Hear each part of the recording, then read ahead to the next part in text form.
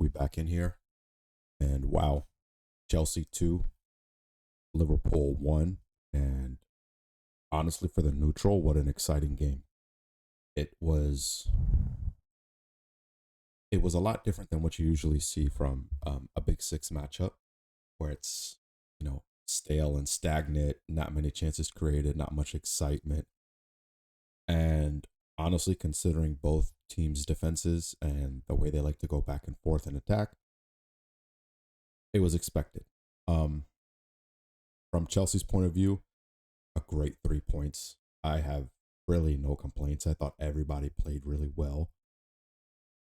With the exception of maybe Ja Pedro looking a little tired. He gave the ball away in bad spots in a couple different situations, but I thought he was solid overall. And the rest of the team, I mean, they really stepped up and came to play. Um,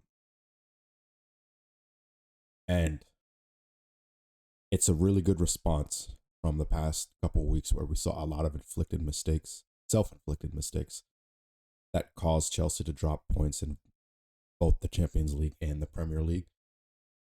And so when for me personally, when I was looking at the squad to begin the season, I felt like they could play with anybody, and they proved that today.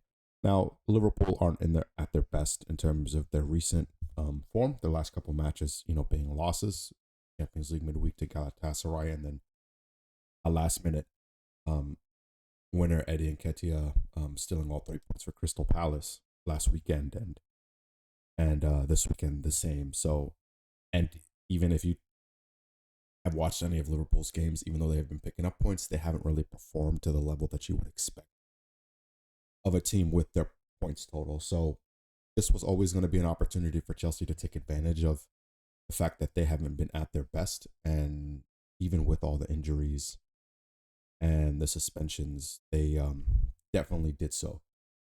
Looking at the lineup to start with, honestly, when I saw the lineup, what I had predicted, I predicted it would have been Romeo Lavia in midfield starting. I guess, he wasn't ready fitness wise, but the rest of it was as expected. Although I think I wanted to see Estevao on the right, but and instead we saw Pedro Neto on the right wing and Garnacho on the left. Otherwise, I mean, it was par for course from what I thought we were going to see. And then the match started and it kicked off, and we see Malo Gusto in midfield and Reece James at right back, and I'm thinking, oh no, has Enzo Maresca overthought this? Especially when you're looking at the teams on paper, they probably have the better attack on paper. Isak Ekitike, Mo Salah, Cody Gakpo, Chiesa off the bench, and then on paper and defense having a legendary center back in the Premier League at this point in Van Dijk, a really good partner on paper in Konate, and then although they started Salzablai at right back, Kirkez, who was one of the best left backs in the league last season for Bournemouth, him coming in, and then so on paper you would think the advantage that Chelsea had would be in midfield. Caicedo, um, Enzo Fernandez, Romeo Lavia, and last season, I believe that 2-2 draw that I mentioned in the match preview, Romeo Lavia comes in and Chelsea do a really good job and dominate the game really in midfield last season. Arne Slot said as much in that match last season. And so I thought that's where the dominance would come again this season. If Chelsea were to gain a draw, if not all 3 points, it would come from the fact that they dominated in the midfield. And when I saw Malo Gusto be the one to line up there, I was thinking, I'm not sure about how this is going to go, but why I'm not the manager, why I'm not a manager at all. And I'm sitting here on the computer talking about it instead of being upon it on the pitch in any, because it was, especially in that first half, a really, really good performance. And shout out to Malo Gusto. He played really well. I know Caicedo won man of the match. He had a great goal. And people are going to speak about how well Garnacho played on the left hand side, I would think. And Enzo Fernandez, he played really well as well. And then obviously Estevao getting the winner. But I think Malo Gusto, in a role that he's not the most comfortable in, did a really good job. I'm surprised Liverpool didn't have Aaron Birch be the one to sit. I think in that, moving forward onto the first goal, Moises Caicedo's goal, Aaron Birch is almost as an 8 in this situation, and McAllister is the one sitting. I thought it would have been more of a double pivot sort of thing, but it was a 2-on-1 situation where McAllister is pressing. Malo Gusto gets a ball played into his feet. He lays it off to Moises Caicedo, who does a good job of letting the ball come across him and pushing it forward with his left foot. Gets into a scoring position, kind of baits Van Dijk with the fake pass and the run from Malo Gusto. Not only letting it off, but making that run off of it kind of opened up the space. And Moises Caicedo, I mean, bangers only from that guy. What a great goal. And, throughout the first half, it felt like Chelsea were on top. Now, this wasn't a situation where Chelsea were all over them and it was a battering or anything by that stretch. I think Liverpool are too talented for something like that to happen. But it was clear that Chelsea had the edge throughout most of the first half. And heading into the second half, I'm like, okay, wow, you replicate that, and you're on your way to securing 3 points. Unfortunately, the second half started, and that wasn't the case. Liverpool showed some fight. They were on top of things, I think, for probably about 20 to 25 minutes there, where they put Chelsea under pressure, and eventually it resulted in a goal from Sosa that Isak brings down. I think he brings it down for himself. I don't think he means to lay it off to Gakpo, but Gakpo, his anticipation is really good. He gets on the end of it and scores. And so from there, 1-1, I had predicted a 2-2 heading into the match.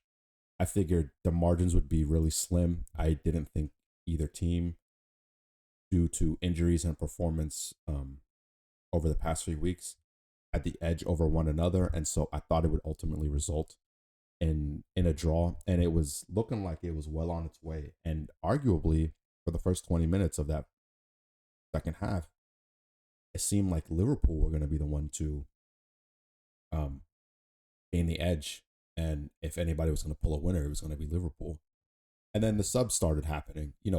After the match, I think Willie Caballero mentioned that Thaddeus Shield and Josh Achampong being subbed off was more prevention than anything, which is crazy in a match like this to have to do something like that. And it resulted in Reece James and Joao Hato finishing the match as the center halves, 4 fullbacks across the back line. Malo Gusto shifts over to right back. Romeo Lavia comes in. And then you get Gittins coming in on the left-hand side and Estevao coming in on the right. As an aside, I think this was Jamie Gittins' best match for Chelsea Football Club.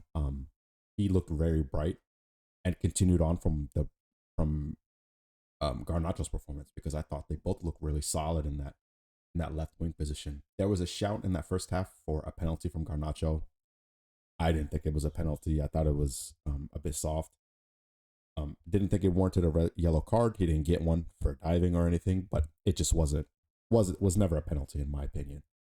But moving forward, as for the subs, Joao Hato, I thought looked very comfortable as the left-sided center back. He looked really, really good, and it shows that he has the capability of playing that left center back role or covering for Cucurella, which is really nice to see, especially with all the injuries that have fallen upon Chelsea over the past couple weeks. And then Romeo Lavia immediately shows up and looks like different class. Like, he's incredible. It's crazy that he can come back over and over from injury and look like he hasn't missed a beat. It was the same situation with Reece James when he was going through his injury struggles. Hopefully he's by them now. But he would show up, start a match, look incredible, and then miss the next however many matches. Hopefully Romeo Lavia is beyond that in the same way that Reece James is. But the addition of him, if he can consistently stay fit, he's an incredible midfielder and adds a different dimension to that Chelsea midfield. It allows Enzo Fernandez to play that attacking midfield role when necessary. And so him getting on there and his press resistance is just incredible. As for Estevao,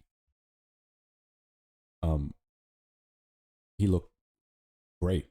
Beyond just the goal, his work rate moving backwards. He picked Gakpo's pocket at one point defensively. He looked really bright going forward. He forced a save from Amardishvili after Jamie Gittins forced a save right before that. And, once those subs happened and they settled in, those last 10, 15 minutes, Chelsea were really the ones pushing for the winner, which is amazing to see that um, Enzo Maresca, the manager, makes positive changes and goes for the winner as opposed to just sitting back and being content with the draw. I felt like the team really went for it and were confident enough to do so. It wasn't just we're chasing the game, so we have to make positive subs. It's no, we can play with this team and we can outplay a team like Liverpool. And so we should go out there and push for the 3 points because we feel like we're better. And that's what it felt like in this match. And I'm happy to see that. As for the Estevao goal, I mean, Marco Correa again, a really, really nice cross after Enzo Fernandez does a good job of retaining possession and keeping hold of the ball in that right outside the edge of the box until Marco Correa can get back onside after making an underlapping run that Jamie Gittins doesn't feed him. Enzo Fernandez does, and he plays it across, and Estevao does a really good job to get on the end of it and beat the keeper from close range, sliding finish. And, it wouldn't be a Chelsea match over the past few weeks without a red card FC. Enzo Maresca runs down the byline to celebrate with his players, and it's a really good feeling to say that Chelsea go into the international break with a win over the defending champions. And I said in the match preview that this was a really good opportunity for Chelsea to dispel the notion that they were in trouble from the past couple weeks.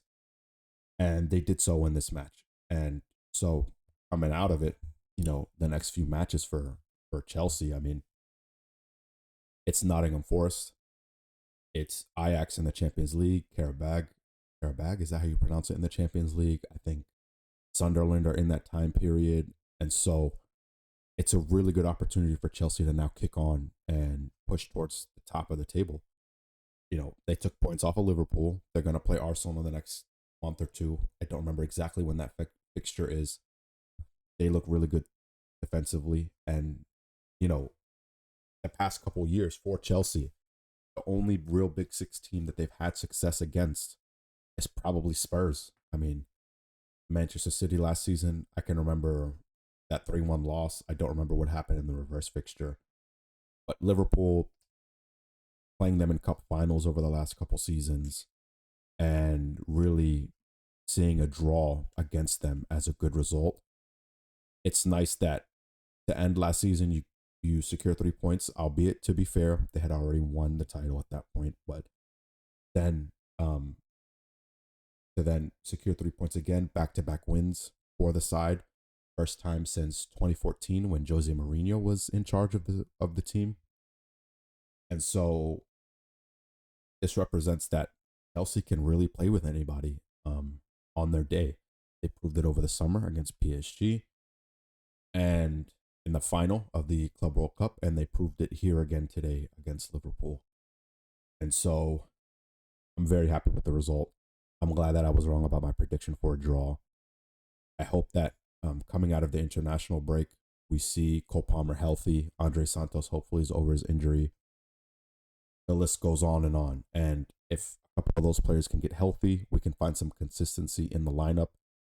Joao Pedro can hopefully gain some rest as well over the international break. I think he might have been called up to the national team. I can't remember, for Brazil, but hopefully he can recover a little bit because he struggled a little bit over the past week or so. And hopefully that leads to a really nice run in form. I did want to mention in my last match review where Tyreek George in the Champions League, he was the one that played as a striker over Mark Yu. And Marquinhos was the one who came on today, and he did a really good job pressing wise, defensively, forcing the Liverpool keeper to go long at times. And so it looks like he's going to be a part of the squad for the rest of the season. There's no other choice with that at this point. I'm not sure that's because they got some news about Liam Delap they haven't revealed yet, and maybe he's not able to return until the new year. But now that he's played some matches, I hope that he gets an opportunity, especially against Karabakh, for example, in the Champions League, or Wolves in the Carabao. Hopefully, he gets a start in that competition as well, and is given an opportunity to make an impact for this team. And hopefully, he takes advantage of it. So that's my match review for this game. I look forward to the return of the international break. It's bittersweet because it's much needed in terms of injury recovery for the squad, as well as some rest for some key players. But when you get a crucial win like this, you want the next game to come as fast as possible so that the squad can build on it. In any case, it is what it is. I'm extremely delighted to come on here and talk about 3 points against Liverpool. I'm excited that Estevao got his first goal for Chelsea in a competitive match. And hopefully that leads to many, many more. In any case, if you've come across this video, I appreciate you watching, and I will see you in the next one.